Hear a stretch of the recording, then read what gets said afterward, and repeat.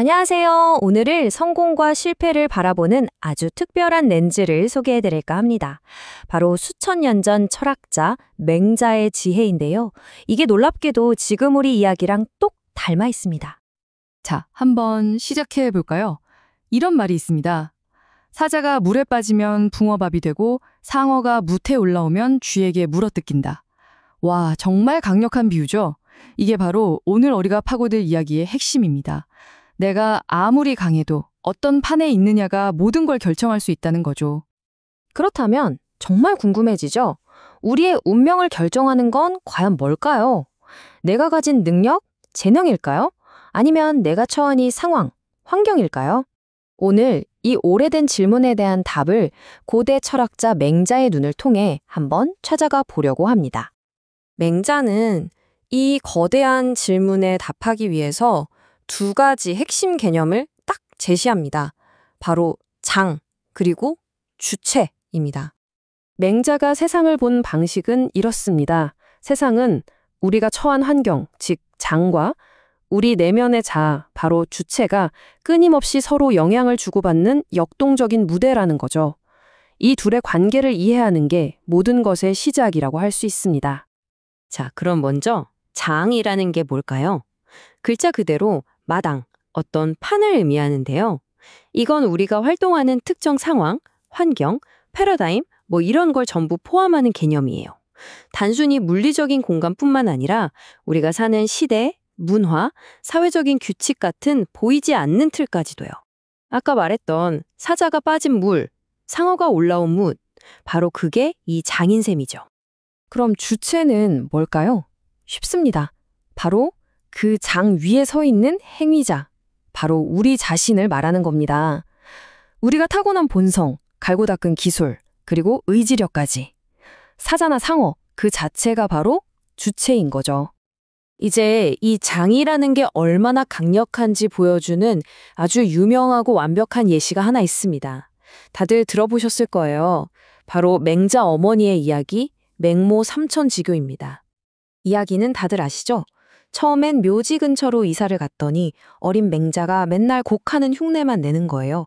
그래서 이번엔 시장 근처로 옮겼더니 이거 사세요 하면서 장사꾼 흉내를 내고, 마지막으로 서당 근처로 이사를 가니까 비로소 아이가 재기를 늘어놓고 예법을 흉내내면서 공부에 관심을 갖더라는 거죠.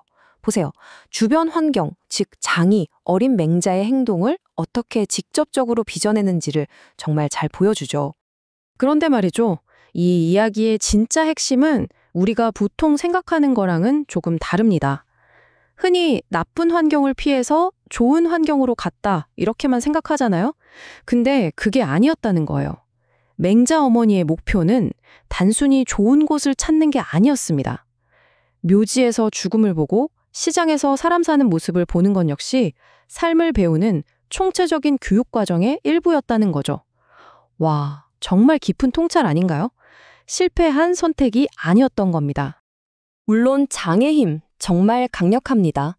하지만 그렇다고 맹자가 환경 탓만 하라고 했을까요? 절대 아니죠. 맹자 사상의 진짜 핵심은 결국 주체, 즉 어떤 환경에서도 흔들리지 않는 나 자신을 단단하게 만드는 데 있었습니다. 그 철학의 가장 밑바탕에는 바로 성선설이 자리하고 있습니다. 맹자는 믿었어요. 모든 인간은 태어날 때부터 근본적으로 선한 본성을 가지고 있다고요. 그리고 우리의 마음속에는 이 선함이 자라날 수 있는 네 가지 싹, 사단이 있다고 봤습니다. 예를 들면 다른 사람을 불쌍히 여기는 마음, 측은지심, 또 잘못된 걸 부끄러워하는 마음, 수호지심, 양보할 줄 아는 사양지심, 그리고 옳고 그름을 분별하는 시비지심, 바로 이 네 가지입니다. 맹자는 이 네 개의 작은 싹을 잘 키워나가는 것이 바로 강한 주체가 되는 길이라고 생각했던 거죠. 그래서 맹자가 꿈꿨던 이상적인 인간상, 그게 바로 대장부였습니다. 어떤 위협이나 돈, 권력 앞에서도 흔들리지 않는 굳건한 정신, 이걸 호연직이라고도 불렀죠. 이런 사람은 주어진 환경에 그냥 끌려다니는 게 아니라 오히려 그 환경을 바꾸고 더 나은 곳으로 만들어 나갈 수 있는 힘을 가진 사람입니다. 자, 여기서 이런 질문이 생기지 않나요? 아니, 맹자 사상이 이렇게 대단했다면 왜 정작 맹자가 살던 시대에는 아무도 귀담아듣지 않았을까요? 이 부분이 바로 장이라는 게 역사 속에서 얼마나 극적으로 작용하는지를 보여주는 대목입니다. 이 타임라인을 한번 보시죠. 맹자가 활동했던 전국시대. 이때는 그의 사상이 너무 이상적이야 현실성이 없어 하면서 외면당했어요. 그런데 수백 년이 흘러서 한나라 시대가 되자 사회 안정을 위해 유교를 받아들였고 또 시간이 흘러 송나라 시대에 이르러서는 맹자가 공자 다음 가는 성인 아성의 반열에까지 오릅니다. 정말 놀랍지 않나요? 맹자의 사상이라는 주체는 그대로인데 시대적 상황이라는 장이 바뀌니까 그 가치 평가가 180도 달라진 겁니다. 생각해보세요. 전국시대의 장은 어땠을까요?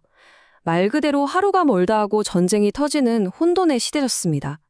당시 왕들에게 필요했던 건 당장 이 전쟁에서 이기고 살아남을 수 있는 군사 전략, 정치적인 술수였지. 인간의 본성이 어떻고 하는 장기적인 도덕 철학에 귀 기울일 여유가 전혀 없었던 거죠. 하지만 수백 년 뒤 송나라의 장은 완전히 달랐습니다.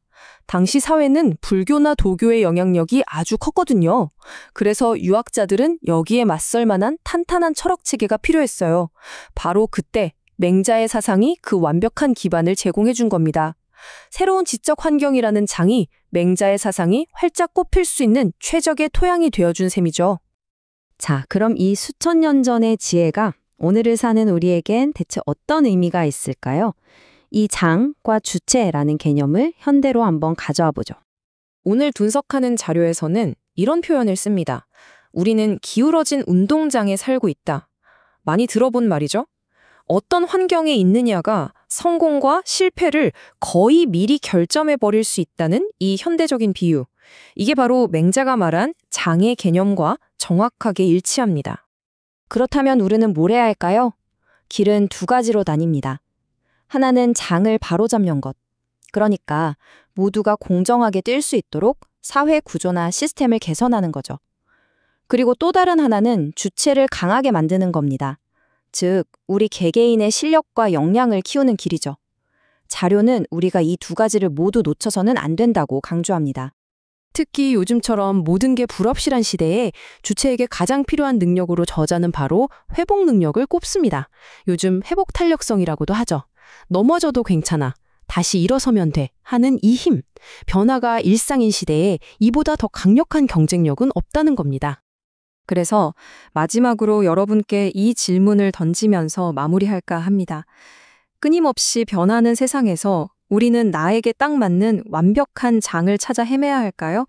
아니면 어떤 장에 던져지더라도 꿋꿋이 살아남고 성장할 수 있는 그런 강력한 주체가 되는 데 집중해야 할까요?